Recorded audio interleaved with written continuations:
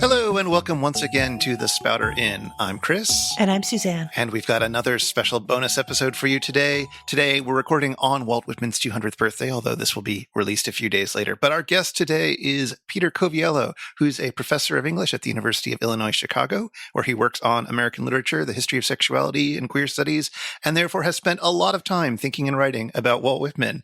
His most recent academic book is Tomorrow's Parties, Sex and the Untimely in 19th-Century America, which was a finalist for a Lambda Award in LGBT Studies, and we are super excited to talk with him about Whitman today. Hello, Peter. Hello, and thank you for having me. Thank you for joining us. So how did your Whitman story begin? When was the first time you read any of Walt Whitman's work? Yeah, I feel like a lot of people of my sort of demographic, my Whitman story really begins in college, when I had sort of demographically predictable, boyish crushes on a lot of writers who were not Walt Whitman, you know, I mean, who were like Hart Crane. I really loved Hart Crane when I was 19, the way you do.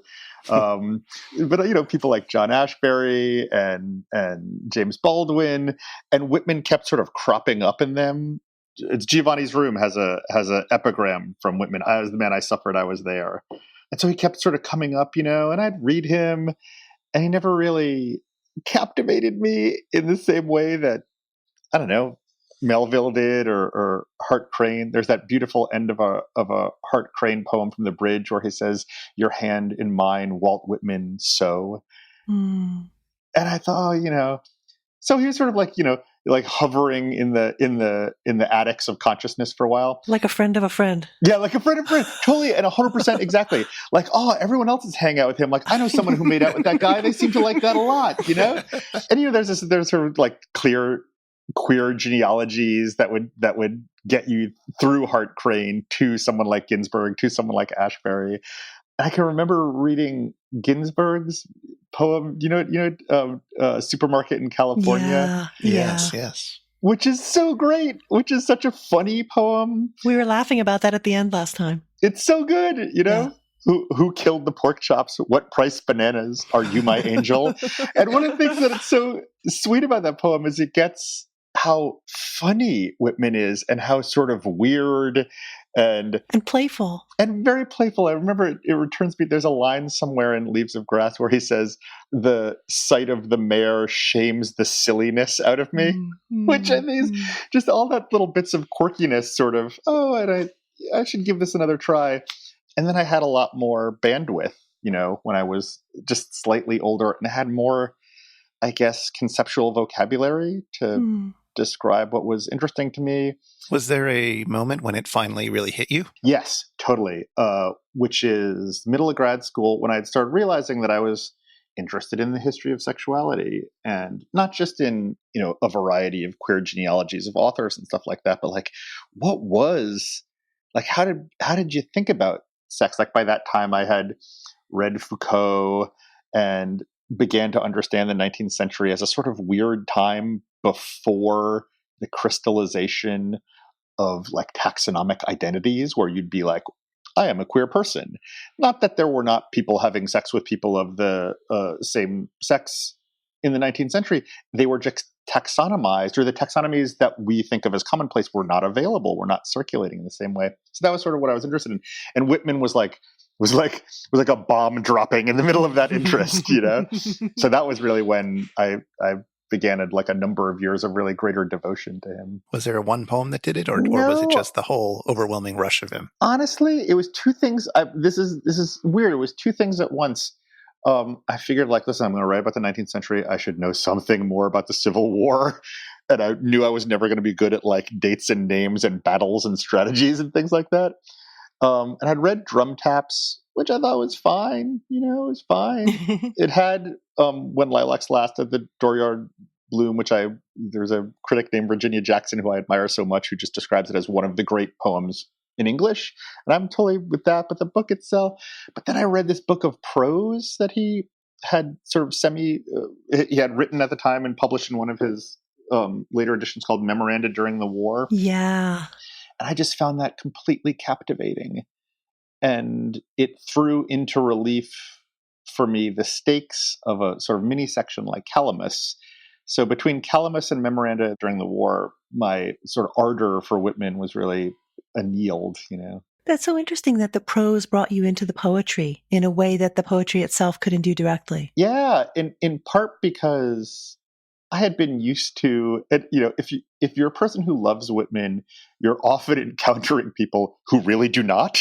That's completely fair, because of his sort of unchecked ardor, because of his sort of nose to the glass optimism, because of the unhesitatingness with which he understands the world to just be available to him for reclamation and that sort of thing.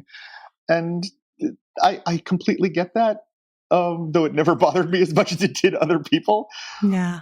But reading Memoranda During the War was a very different Whitman, who was chastened and heartsick, and for whom those sort of like strains of impassioned optimism were kind of running a foot race with a real sort of like death proximate grief. Well, it's autobiographical or self-writing in a very different kind of way. As you say, there's room for grief and sorrow and pain that the poetry doesn't always make room for. I think that's right, and it's also there's so much bravado. There's so much like sweet gunslinger bravado in 1855 through 1861. And by the war, that's just been chastened. And he doesn't believe the same things that he had only 10 years earlier about what writing could do, about what poetry could do. And that recalibration in the face of, a national cataclysm was really moving to me. It was just a sort of heart-lifting thing to be near and to be inside. So I'm not familiar with that text. Are these texts that he wrote during the war itself, or did he write them afterwards? Yeah, that's really a good question. He markets it as like written on the spot, 1863 to 1865, and some of it's true. And there's the Library of Congress has a lot of his journals and stuff like that, but they're also clearly polished. They're put together and edited so that they have the affect of a journal, a diary. They're clearly something that he has attempted to bring into something like achieved form. So they're these little prose pieces, And as I know, from the last episode, he went to the front. He went to DC, in fact, because his brother George, his very beloved brother, was wounded. He read about his wounding in the newspaper in Brooklyn, and he gets on a train and he goes to the front and he stays. He writes to Emerson that I've discovered a new world. And he stays in DC and works in hospitals. And it's so moving, the ways in which he worked there, right? I've read some of what you've written about that, and it's so striking. Like, how can I put it? When we think about somebody going in and doing hospital, it's often described as nursing what he was doing, but what he was doing was something a little bit different, a different kind of care. Totally. As you know, Civil War, just like historically, just bad timing. Like it's an industrial scale of militarization preceding by a couple of decades, things like pasteurization. So that helps explain why there's so much death in the Civil War, so much it's industrial carnage not yet able to be treated properly. So there's these hospital tents everywhere in DC, and they're filled with these young people, most of whom have never been far from home. And dying from infection and protracted kinds of, like, some are killed outright, but many of them die over time. Many of them die of these protracted infections because they were not being cured. And you can imagine the scenes of just fear and grief. And one of the other things when I was researching this, I found out, what often went on was that preachers would come, clergy would come to proselytize because you had a captive audience. They were not going anywhere. You know what I mean? Yeah. And so Whitman, when he first gets to the front, he signs up with the Christian Commission, but that gig doesn't last long. He gets sort of bounced from the Christian Commission, and then he just becomes like an independent person, going to the hospitals, bringing candy and a glass of liquor and reading to men and writing letters on their behalf. He begins performing this sort of very moving surrogacy and providing a kind of intimate companionship with the ranks of men who are many of them dying in front of him. Yeah, almost like a go-between for them, like connecting them to the beloved humans that they can't be with at that moment. That's the sense I got from reading what you've written about it. Yeah, it's so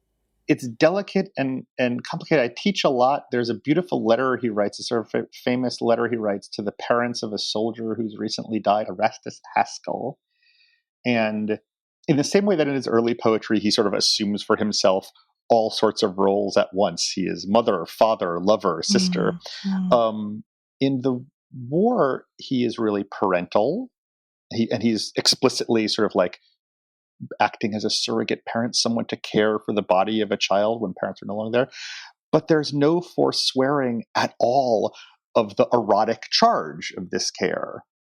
And he writes about that with such delicacy. And it's really an interesting thing to teach both to students and to grown-ups to just ask, how would you feel receiving this letter about your newly deceased son? And some people feel scandalized because he's obviously attracted to him. He talks about kissing him. He talks about his beautiful hair.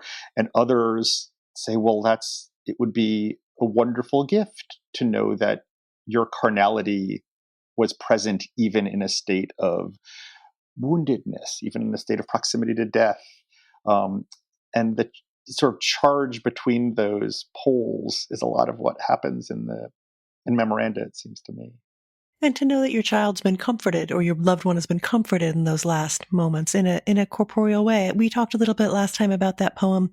The title begins "Vigil Strange." Yeah, and it's such an odd but deeply moving account of the body, right? The beloved body in a very extreme moment. I mean, the way I end up describing it, and it's a hard thing to pitch in a classroom to 19-year-olds, say, is that Whitman seems to presume that he shares with these absent parents a scrupulous attentiveness to the carnal life of their children.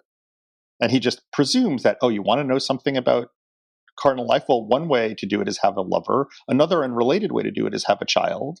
And of course, they find that rather unnerving, but also a number of them sort of get it, that could be comforting. It's profoundly true. Yeah, no, that's amazing. Do we have any sense of how the actual parents that received the letter took it? Not much that I know, though. There is, I got really interested in the war writing in part because I spent like 10 years thinking about Walt Whitman. And there's a couple funny little bits of happenstance. Like, for instance, as you guys probably know, late in his life, a guy named Symonds, John Addington Symonds, who was a sexologist, or would become an important queer sexologist, really was in a long correspondence with him where he kept trying to press him, like, so, Mr. Whitman, do you really mean it? And he famously tells one of his companions, when I realized what he was saying, I was strong for no, no, no. And he writes to him and says, I've had several children. And it will surprise you to know that a lot of 20th century literary critics were like, see, Walt Whitman wasn't gay or anything like that. But of course, he's being very flirty with Symonds. And that, I've had children produced a lot of biographical scrambling. Like, who are they? One thing that happened to him after the war, he gets a lot of letters from soldiers who say, I've had a baby born to me this month. We have named him Walt. Like several of them, Yeah. And I began thinking of that as like they did get the fact that Whitman was really committed to eroticizing the sentimental family. And it seemed to me those soldiers got something right, that he was invested in a kind of queer generation that was not bioreproductive. And that I found very moving, Yeah, that's a beautiful way to put it. Every generation that's not bioreproductive. I mean, one of the things we were talking about last time was the ways in which Calamus and Children of Adam are in some ways a very different cluster, but in some ways it's not just they share a sort of deep erotic charge, but they also share an interest in what's generative, but understood in very different kinds of ways. A generative companionship that's expressed in terms of adhesiveness in Calamus. And then over in Children of Adam, it's a very different kind of language, a very powerful kind of language. I think that's right. I think that's very right. I mean, I think it's Michael Warner who says someplace that Whitman specializes in taking oppositions and translating them into affirmations, which is a very beautiful way of describing what is happening in both of those books, though, in different ways. Like in Children of Adam, he is celebrating the procreative, to celebrate what he thinks of as like the world-shaking force of sex. In something like Calamus, he seems to me, trying to resist the sequestering of sex in the marriage bed, in cross-gendered relations. He thinks of sex as like the ground note to like all human sociability. So he has to sort of unloose it from its containment in procreation. No, I think that's right. But there's also this striking quality in his own language around generation. Let me read a few lines from A Woman Waits for Me. Oh, this is the end of it, right? He says this: "Through you I drain the pent-up rivers of myself. In you I wrap 1,000 onward years. On you I graft the grafts of the best beloved of me in America. The drops I distill upon you shall grow fierce and athletic girls, new artists, musicians, and singers. The babes I beget upon you are to beget babes in their turn. I shall demand perfect men and women out of my love spendings. I shall expect them to interpenetrate with others as you and I interpenetrate now. I shall count on the fruits of the gushing showers of them as I count on the fruits of the gushing showers I give now. I shall look for loving crops from the birth, life, death, immortality I plant so lovingly now." Love spendings. Who other than Walt Whitman would give you love spendings? I know, and so generously, right?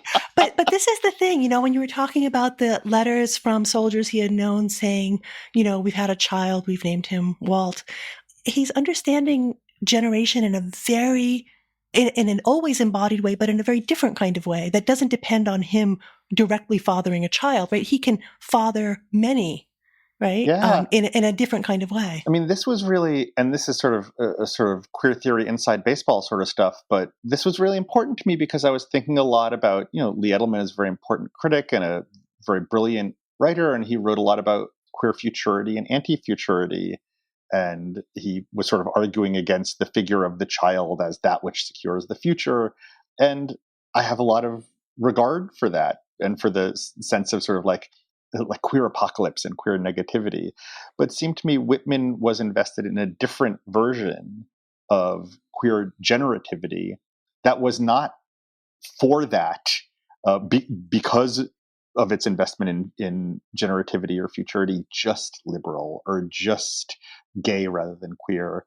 It seemed to me he was a slant of queer negativity in ways that I was kind of interested by and wanted to tease out in some way. And the Civil War stuff seemed a good place to do it. So why don't we talk a little bit more about this idea that you brought up earlier about the different taxonomies in 19th century America? Because many people might know that like the terms homosexual and heterosexual don't occur until the very end of the 19th century. Mm-hmm. You don't have even that kind of vocabulary, though you do have some ways of thinking about some sorts of male-male, female-female, however you want to phrase it, attraction and sexual activity. So what are the taxonomic structures that are available to people, or how does Whitman play with them? I mean, one of the ways to think about what happens across the face of the 19th century is that what Foucault calls the zoologically lush taxonomies of the 19th century. Just think of all the the richness of perverts you could name and associate after Krafft-Ebing and stuff like that. They get sort of winnowed down to a sort of parsimonious duo, which is the heterosexual and the homosexual, with maybe a third space given for the bisexual. And kind of what interests me about Whitman, and I will say the whole of the mid-19th century, is the vividness of people thinking about intimate life in a moment before those taxonomies and their clarifying division had taken hold, but in which the movement toward them could be felt from a number of quarters, happening at a number of different rates, so that they were things that were pending.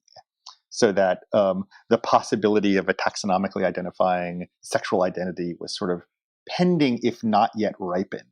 And it seems to me a lot of what's at stake for Whitman and Calamus is kind of refusing that taxonomic clarity. Like for him, sex is, this is a real important thing for me to get. Sex is not a thing that is divisible into, or that is isolable in this kind of person or in this kind of relationship. Particularly, it's not a thing that like only lovers have an erotic charge between them. All of Whitman's work sort of refuses that. It says, no, like, intimate life is scaled according to intensities rather than the presence or absence of desire. Desire is everywhere, and it intensifies as a variety of sex acts or things like that. But things that don't have sex acts in them, like his care for the soldiers in the bedrooms, are not for that non-erotic, are not for that scrubbed clean of anything like sex. And that for him is super important.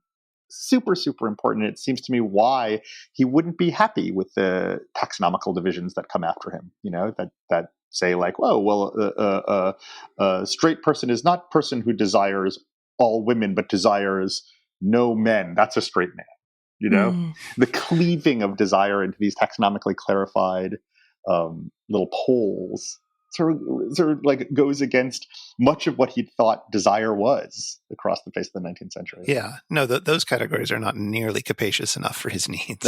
I think that's right. And partially because he wants us to think of all of social life, like just like ordinary city social life, as suffused with like the world-shaking power of sex. I mean, Calamus is a great city poem, or a bunch of city poems, because it's like, yeah, what travels between people is the cohesive force of desire and the turbulent, unsettling force of desire. Whether you're walking down the city street or on the ferry, wherever you are, that's always there, just below the surface. And for him, it seems to me, this is why, as you guys pointed out in the last one, he has this weird and often unsettling nationalism, like an American chauvinism, And some of that comes down to a sense of like, well, what makes America America isn't the state, which he often despises. It isn't law. It isn't shared submissiveness. It's the like bondedness that adheres into unanimity these disparate people spread across great distances and who are anonymous to one another. I want to talk about that. That's so exciting. But before we talk more about those visions, or I was going to say that vision of America or those visions of America, I want to pick up on something you were saying a few minutes ago about desire and the taxonomies that underlie them. I was thinking about a part of one of his poems, From Pent-Up Aching Rivers, and the ways in which you get a sense of all the many different vectors along which desire is operating, but still constrained in one particular kind of way. So here's a little bit of it. Okay. The welcome nearness, the sight of the perfect body, the swimmer swimming naked in the bath, or motionless on his back, lying and floating, the female form approaching, eye pensive, love flesh, tremulous, aching, the divine list for myself, or you, or for anyone making, the face, the limbs, the index from head to foot and what it arouses, the mystic deliria, the madness amorous, the utter abandonment, heart close and still what I now whisper to you, I love you, oh, you entirely possess me. Oh, that you and I escape from the rest and go utterly off, free and lawless. Two hawks in the air, two fishes swimming in the sea, not more lawless than we. So there's that radical kind of openness there, right? But also it's always we too, we too, we too.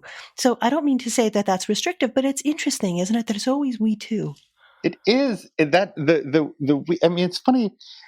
One of the things that makes Whitman an awful fun poet to teach to students is the way that the aperture opens and closes between either I, Walt Whitman, one of the toughs, or we two, this little scene of coupledom. That's a beautiful way to put it. But the you, my absolute favorite lines in Whitman, I just can't love them enough, are this hour I tell things in confidence. I might not tell everyone, but I will tell you. And there's something so hilariously flirty about that, because the you. I know, but I love it. Oh, it's so great because, like, Whitman, as you guys were talking about, like, he's a printer's apprentice, so he apprentices himself at like the two great forms of 19th century address: print and oratory. And he wants to develop a form that combines them, and that's where his poetry comes from. So he knows the affordances of anonymity in print. The you is just anybody. It's absolutely capacious. It has no limit to it at all. But in Whitman, he often is producing the effect of having selected just us. I might not tell everyone, but I will tell you, as though we were not a fully anonymous pronomial shifter in that sentence, Which is a classic oratorial move, right? You want all of your audience to feel that this is just for them while you're broadcasting it to a room full of people. And that, like, it seems to me, Whitman's coy, flirty solicitousness with respect to the reader is just delighting. It's sort of what Calamus is all about. Calamus, it's a funny thing when you start studying Calamus, like for 100 years, people are like, I think I've discovered something about Walt Whitman. I think he's into dudes. And you're sort of like, what do you mean discovered? Like, you know, it's a set of poems that both announces that they're songs of manly affection, but then keeps covering over the thing it has just announced with an aspect of secrecy. And talking about how frustrating it is to cover that up. so that you, the reader, be like, I've produced a secret intimacy with this poet by having discovered this thing that was in fact not hidden from me. But that was just sort of gestured. I mean, you mentioned last time, like closeted, but closeted in a way that invites you to see into it, that invites you to be the special attendant of Whitman's secrets. It's very beguiling. You'd read probably my favorite Whitman poem, which is Whoever You Are Holding Me Now in Hand. Yeah. Without one thing, all of it. And then, the poem reaches this climax of a sort with the new husband's kiss. And you're like, oh, okay, that's the secret. But then the next sentence is, but you probably missed what I hinted at before. Making it, so that was just a hint? That was not the... and that way of sort of investing all readerly discoveries, particularly erotic discoveries, with a sense of incompletion, as though there is something still more hidden away. That, for me, is a very winning flirtiness in Whitman that, again, Ginsberg gets just right, I think. That's so interesting to hear you describe that. It is flirty. It's almost like this trail of breadcrumbs, right? Pulling us on, leading us on. And I know this may sound like a really far-fetched comparison, but I'm remembering the end of Frankenstein, which Chris and I talked about together not too long ago, and the ways in which the creature leaves messages, leaves food, leaves little tracings to bring Victor on after him on. I mean, it's obviously a very different setting, but this idea of being kind of at the limits and being, impelled and tempted and coerced and flirted with on, farther and farther out of your comfort zone. Yeah. That feels similar to me. That's great. I mean, I would say it's in a very different key in as much as for Whitman, especially the younger Whitman, he's sort of specializing in taking the anonymous spaces of print circulation, which are, just the you in the newspaper, which he knows very well as a printer, and filling them up with a particular kind of flirtiness that adheres to the very distinctive persona he's crafting, to make these like the Habermasian general public sphere filled with fleshiness. That's in certain ways Whitman's ambition, and it tracks really closely with what it would mean for him to be sort of a nationalist poet. Exactly. This brings us right back to the thing that I wanted to come back to. Is Whitman's vision of America a vision of flesh, right? Of bodies, in other words, what is the role of the flesh and enfleshment in that vision of America? Yeah, for me, it seems like my sense of Whitman's is sort of a passionately anti-state nationalism.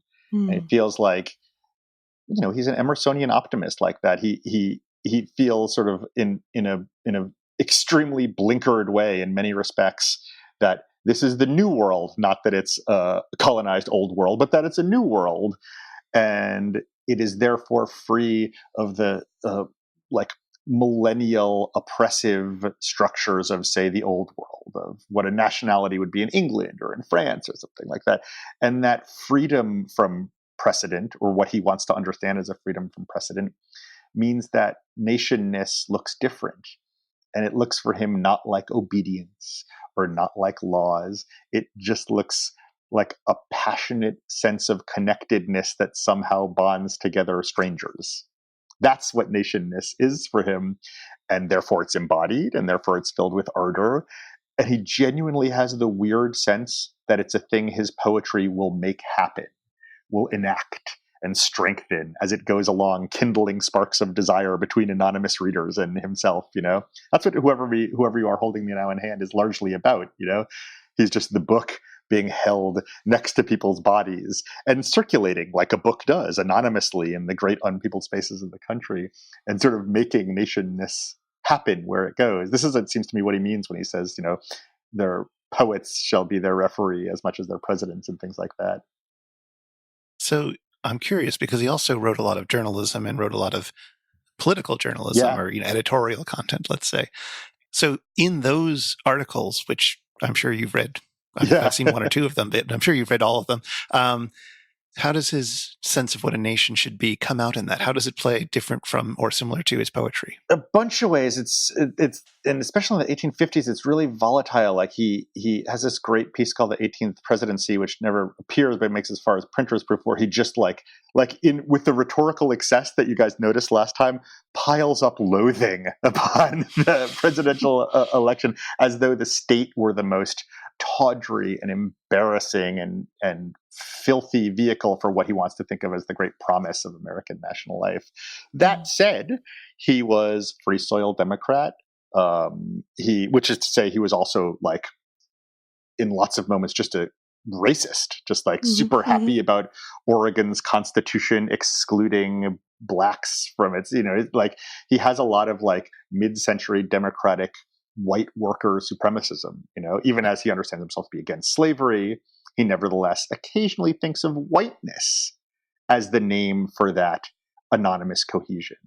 And what's striking is that is available to him, but he doesn't really take it up in the ways that, given how neatly it fits his vision of what the nation could be, he doesn't really take it up with the ardor that he does Languages of Sex. Can you talk a little bit about how that sense of bodily diversity plays out with regard to indigenous identities or Native Americans? Because on the one hand, like there's a couple moments where he'll give you an account of those kinds of bodies, right? And he brings that into his capacious vision. And he's constantly using older terms for place names and so on. Yeah. So he's doing something with it, but I find it hard to really take stock of it. Oh, I mean, that seems to be a good and generous reading. My somewhat less generous reading is that he is a bit conventional in. I mean, you said it very, very nicely. I thought in the last episode when we were talking about the Civil War, like what he wants to believe in above all things is unity. And if in the aftermath of the Civil War that means papering over the horrific consequences of the war, i.e., the collapse of Reconstruction and the revocation of promises of real freedom, in the name of praise songs for bygone heroism, he will do that. He will really do that. And it seems to me that what Warner describes very aptly as the impulse to turn oppositions into affirmation is in lots of registers beautiful and moving, and in other registers abjectly mistaken. So to look at American history as one that can be, as a history that can be affirmed, rather than one of calculated slaughter and expropriation. Yeah. That, I think, makes him, for a man as unconventional and as singular a vision as he was in many ways, those things strike me as very conventional. Yeah, no, that makes so much sense. And I have a little bit of a sense of how that plays out with regard to Reconstruction and with regard to dealing with, Black Americans and Black American bodies, right? But with regard to Native Americans, there's this strange moment. I don't know if you remember it. It's in part 6 of The Sleepers, where it starts out, "Now what my mother told me one day as we sat at dinner together of when she was a nearly grown girl living home with her parents on the old homestead, a red squaw came one breakfast time." Do you remember that one? Yeah, though I want to find it in my because you guys had your old versions. I too got my old Signet Classic out in college. Aww, yeah, but awesome. I don't know where the hell any of the poems are in it. I just see my old terrible notes, my embarrassing notes. Oh no, those are tracings of the people we were, right? I know, it's rough. Awesome. No, those are all good. But it'll come back to you. Maybe there's so it's in some ways again a very beautiful description of this body, right? So my mother looked in delight and amazement at the stranger. She looked at the freshness of her tall, born face and full and pliant limbs. The more she looked upon her, she loved her. Never before had she seen such wonderful beauty and purity. She made her sit on a bench by the jamb of the fireplace. She cooked food for her. She gave her remembrance and fondness. Right. So there's this. So it's in some ways it's got that sort of loving sensibility that we're familiar with, but it's not quite, doesn't feel quite right. It feels strange. And so I don't want to lump that in with the ways in which he deals with Black Americans, right? I mean, yes, there's this sense of whiteness, right? And then there are people who are not part of that vision in quite the same way. But I think it's quite different in some ways from the ways in which he grapples or refuses to grapple with the legacy of slavery. I think that's right. And I would say that the only one way to map that difference is the different relations of sort of 19th century whiteness to indigeneity and to blackness. So Yeah. indigeneity might be incorporated as a sadly extirpated, as if by the workings of civilization itself, noble past that had to die. And so there's again this sort of like incorporative, like loving melancholy. It's sort of Enlightenment melancholy, as Yeah. opposed to the like extractive and aggressively othering racism of whiteness in respect to blackness. Of course, that's a super crude way of dividing what is a much more variegated division. But you can read that in Whitman too, even though in Whitman's own corpus, seems to me, things are different. There's the famous moment in Leaves of Grass where he essentially performs Christ's ministrations to the runaway slave. Mm-hmm. Mm-hmm. But there's a if you go looking for the possibility of violent refusal in Whitman, that's a place you look. My firelock leaned in the corner. Like that is to say, at least in that moment, Whitman is willing to take up arms against the slave power. You know, it's a sort of like by the gun is leaning in the corner, unused but ready. And it seems to me that's different than the praising, if melancholically overcoming account of indigeneity. You know what I mean? Mm-hmm. And that desire to claim indigenous origins somehow in all kinds of strange ways. Like when you were talking about that, it made me think about the presence of those indigenous place names in Whitman's poetry as being lined up with other kinds of 19th century appropriations, like the Mormon identities, for example. Yeah, thinking about right. Well, no, I know which is deeply important to me. Yeah, yeah, no, but I mean, it's just that's one important example of a 19th century practice, right? In appropriating that past and putting it to other kinds of ends, right? I think that's absolutely the case. And for Whitman, again, he wants to heap praise and glory upon America as the New World, as something at a saving distance on the horizon from all the old world forms of order and the like millennially built constraints. And indigeneity becomes a kind of emblem for that, a fully appropriated emblem, like the very thing that the quote unquote New World is actively annihilating, becomes an emblem of its own like fresh green breast innocence, you know? And it seems to me, again, that's not Whitman at his most conceptually agile. No. Other places I think he is, and he's sort of aslant ways of thinking about the nation and the nation's history, but other ways he's really not.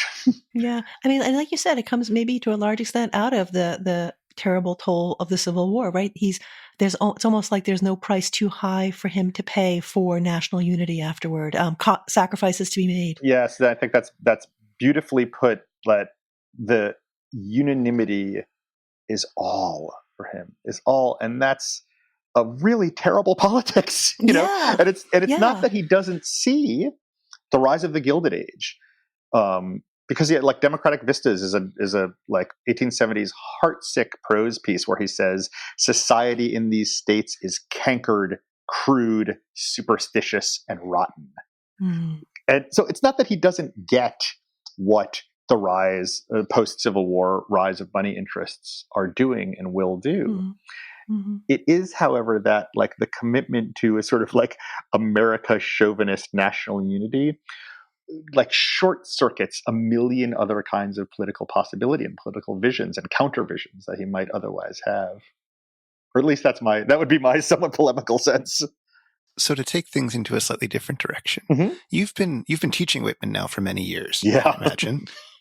How do students respond to him now? And has that changed over the last 10 years? Oh boy, that's a really good question. You know, I haven't taught Whitman in a handful of years, but I used to teach him in basically three contexts. One in like, you know, introductory to poetry courses. And that was always funny, sort of like a breath of fresh air in a certain way. And you're really teaching like the force of his like torque on grammar and syntax. You give somebody 3 lines and they'll know it's Whitman, you know, just by the force with which he inhabits idiomatically English. Another was queer theory. And the Calamus poems were super generative for that. And another was, you know, just 19th century classes. And I came more and more and more to teach the Civil War stuff, to teach things like memoranda and poems around the Civil War, and that was just never not interesting. Particularly watching students grapple with his attentiveness to wounded men, and his the refusal to forswear erotic attachment, and the sense of being unnerved by that. Like, I remember students saying, "Well, they're just kids and they have no place else to go. Do they want this guy all up in their business?" Then other people would say, no, that's just as we were saying before, that's loving. That's a return to the carnal body that you might feel is wrecked. The irresolution around those questions would shift and change bearings, but was always sort of great. Like, it didn't follow a particular arc. It didn't go in a particular direction, but there was always this sort of live irresolution about what to do with that. Have you taught a course that's just on Whitman? No, you know what? I never have. What would that look like?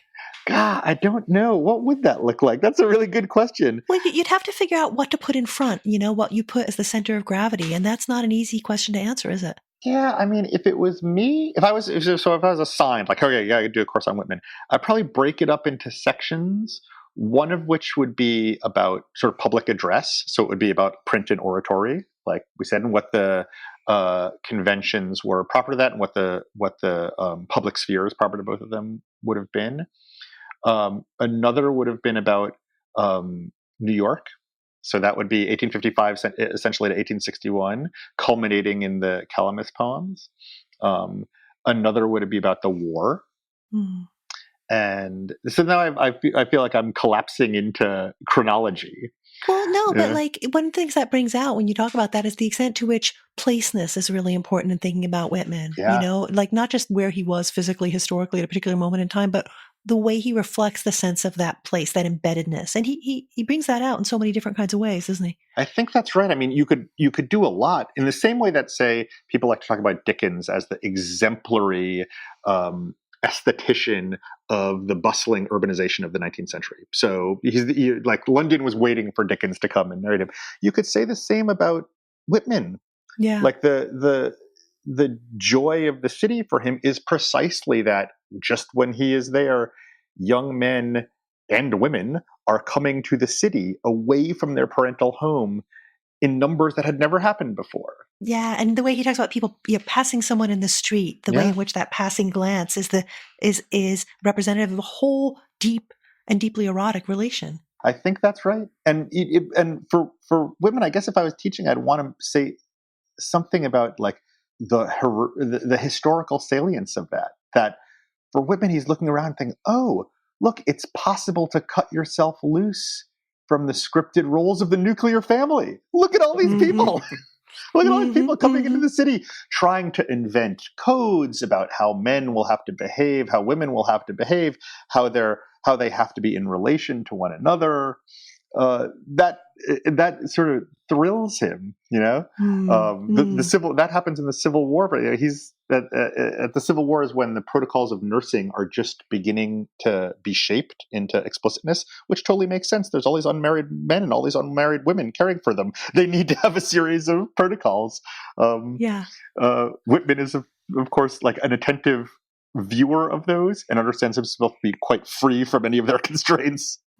Yeah, as you're saying, Whitman is a very attentive and thoughtful and expressive, eloquent observer of his times and has really interesting to us thoughts about them.